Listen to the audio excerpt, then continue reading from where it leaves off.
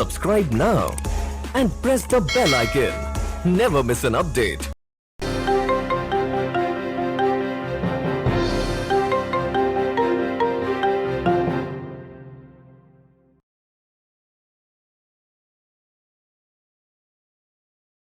नमस्कार दोस्तों, मेरा नाम है अमित और स्वागत है आप सबका आज के मुख्य डिफेंस न्यूज में। और आज के पहले डिफेंस न्यूज में हम बात करने वाले हैं पाकिस्तान के एमरएम मिसाइल को लेके 2015 में अमेरिका ने उस दौरान डिफेंस मिनिस्टर मनोहर पर्रिकर को एक आश्वासन दिया था कि एमरएम मिसाइल्स को, जो कि अभी पाकिस्तान के पास है, उनको इनइफेक्टिव बनाया जा सकेगा। तो जी हाँ दोस्तों, ये खबर एक रिपोर्ट के थ्रू आ रही है जहाँ पे ये सामने आया है कि 2015 के एक डेलीगेशन मीटिंग के दौरान इंडियन डेलीगेशन ने पाकिस्तानी एमरएम मिसाइल्स को लेके सवाल उठाए थे एमरएम के फ्यूचर में यूज को लेके। तो इस बात पे आश्वासन देते हुए उस दौरान के यूएस के काउंटर पार्ट एस्टन कार्टर ने मनोहर पर्रिकर को ये आश्वासन दिया था कि अगर ये एमरएम मिसाइल्स ऑफेंसिव मिशंस में यूज किए जाते हैं तो इनको इनइफेक्टिव बना दिया जाएगा यूएस की तरफ से। इन मिसाइल्स में ऐसे सिस्टम दिए गए हैं जिनको डायरेक्टली एंड यूजर रिटायलेशन के बाद इनइफेक्टिव बना दिया जाएगा। जैसा कि आप लोग को पता ही होगा कि हम पहले रिपोर्ट कर चुके हैं कि एक ही इंडियन Su-30 MKI पे तकरीबन 3 से 4 एमरएम मिसाइल्स फायर की गई थी और उन एमरएम मिसाइल्स को Su-30 और मिराज ने मिलकर डॉज किया था, जो कि डायरेक्टली एक ऑफेंसिव मिशन में यूज किया गया था और वो एंड यूजर अग्रीमेंट का वायलेशन था यूएस की तरफ से। अब देखने वाली बात ये होती है कि पूरे वाकया को लेके यूएस कैसे रिस्पॉन्स करता है, क्योंकि अभी भी इंडिया इस मुद्दे को जोर शोर से यूएस के सामने रखने वाला है। जैसा कि मैं आपको बता दूं, इंडिया ने ही अपने सोर्सेज को लगा के यूएस सेनेट के अंदर 2015 में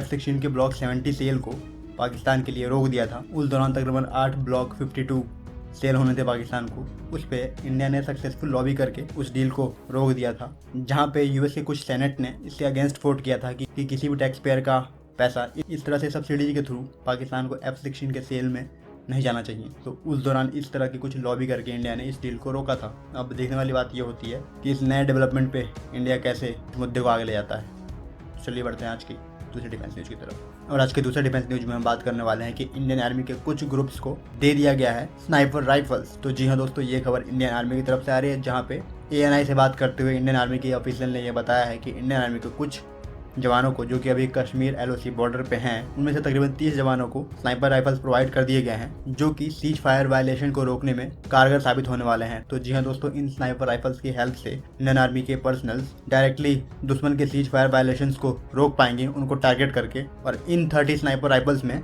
बैरेट M95 50 BMG और बेरेटा स्कॉर्पियो TGT विक्ट्रेस 2 मुख्य राइफल हैं। ये दोनों मुख्य राइफल हैं। अभी फिलहाल सिर्फ 30 राइफल दिए गए हैं और इंडियन आर्मी ऐसा प्लान कर रही है कि तकरीबन 6500 स्नाइपर राइफल्स और प्रोक्योर करे, जो कि इन्हीं 2 कंपनियों से होंगे। इससे पहले इंडियन आर्मी स्नाइपर राइफल्स की जगह पे रशियन ड्रैगनोव यूज कर रही थी। तो ऑल इन ऑल ये इंडियन आर्मी के लिए एक अच्छी खबर कही जा सकती है। तो चलिए बढ़ते हैं आज की तीसरी डिफेंस न्यूज की तरफ।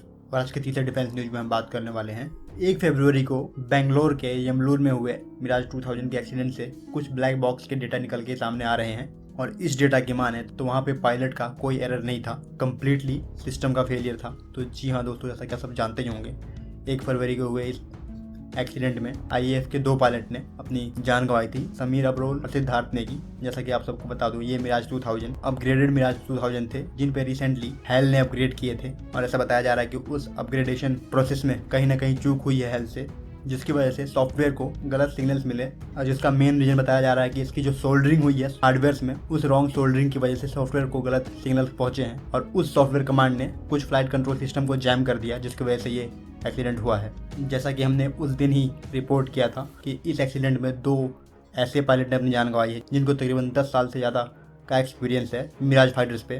तो वहाँ पे जो ह्यूमन एरर की पॉसिबिलिटी थी वो बहुत कम ही थी।